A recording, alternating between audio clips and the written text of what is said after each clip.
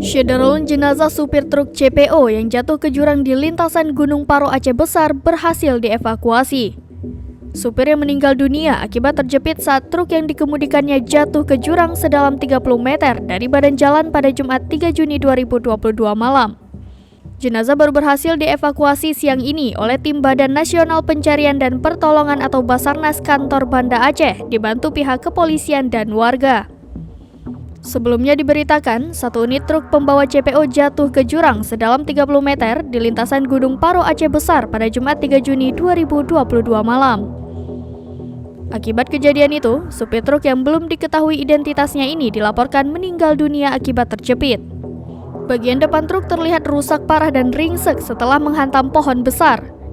Satu unit mobil kren juga dikerahkan ke lokasi untuk mengevakuasi truk CPO beserta supirnya yang meninggal di tempat.